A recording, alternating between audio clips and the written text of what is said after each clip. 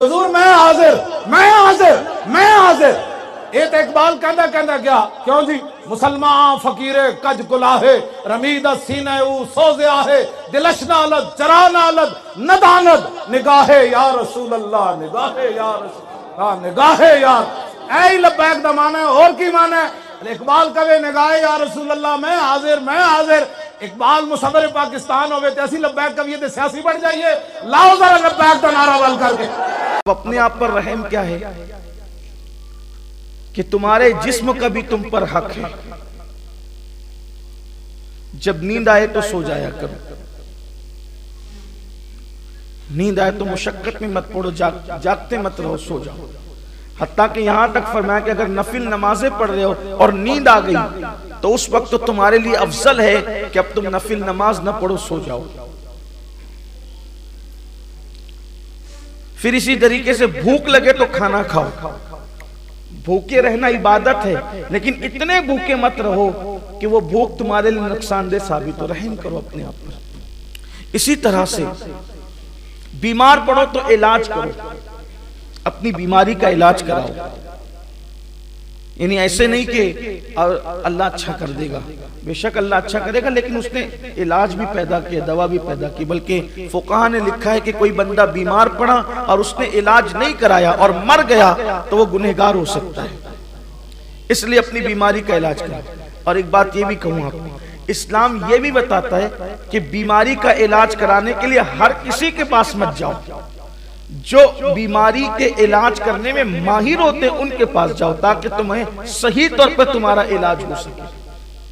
आजकल लोग जो है वो बीमार पड़ते हैं तो वो अपनी मर्जी चलाते हैं, कुछ का कुछ करते हैं। और वो कुछ मुफ्त के जो जैसे होटल के जैसे मुफ्ती है वैसे होटल के हकीम भी है। जो होटल वाले मुफ्ती है ना कि वो आता जाता कुछ नहीं और होटल में बैठे बैठे फतवा देते हैं, तो ऐसे होटली हकीम भी है कि वो बैठे बैठे नुस्खे बताते हैं। अब आप मुझे बताएं कि लोगों की तबीयत जुदा जुदा है, तो एक ही नुस्खा किसी को फायदा पहुंचाता है और किसी को नुकसान पहुंचाता है, यह खास ख्याल रखना। इसीलिए हर काम हर बंदे को करने का हुक्म नहीं दिया गया। हर काम, अभी एक हमारे जमात के बहुत बड़े आलिम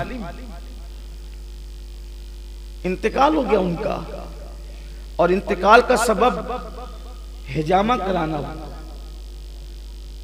वो कहीं गए, मानने वालों ने कहा कि हिजामा करा ले, हिजामा सुन्नत है, और हिजामा कराने के लिए उस हजाम के पास देखे गए। अब यही कहूंगा उसको, और क्या। हालांकि हजाम भी तो अच्छा हिजामा करता है, वो खुदा जाने क्या था, वो करना नहीं जानता था, बस वो यूट्यूब पर देख करके उसने करना शुरू किया। और किया तो इतना ज्यादा कमर का, यानी ऐसे मकाम से वो खून निकाल लिया कि फिर वो जगह पे कैंसर हो गया, और वही सबब बना उनकी मौत का।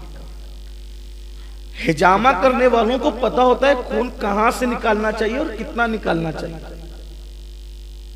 बल्कि हिजामा की तारीखें भी मुकर्रर है सुन्नत में। वो जब जी में आ रहा है तब करा रहे हैं, और जिस तरह आ रहे तब करा रहे हैं, तो कभी ये नुकसानदेह साबित हो सकता है।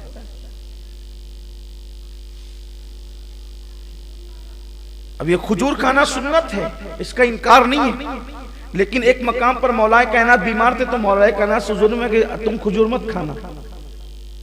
तो कुछ चीजें ऐसी होती है कि किसी मर्ज के अंदर कोई वो फायदेमंद होती है, किसी मर्ज में नुकसानदेह होती है।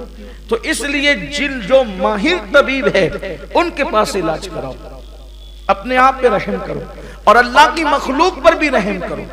बल्कि फरमाया कि जमीन वालों पर तुम रहम करो, आसमानों का खालिक तुम पर रहम करो, अपने अंदर रहे। और जो रहमतुल्लिल आलमीन से जुड़ जाए उसकी सबसे बड़ी पहचान यह है कि वो रहम दिल हो जाता है। ये जो लोग जबान से शोले उगलते हैं ना, उनके दिलों में रहम नहीं होता, वो उन पे भी फिर रहम नहीं किया जाएगा। मेरे आका अलैहिस्सलाम फरमाते हैं तुम रहम करोगे तो तुम पे रहम किया जाएगा, और जो रहम नहीं करता उस पे रहम नहीं किया जाता।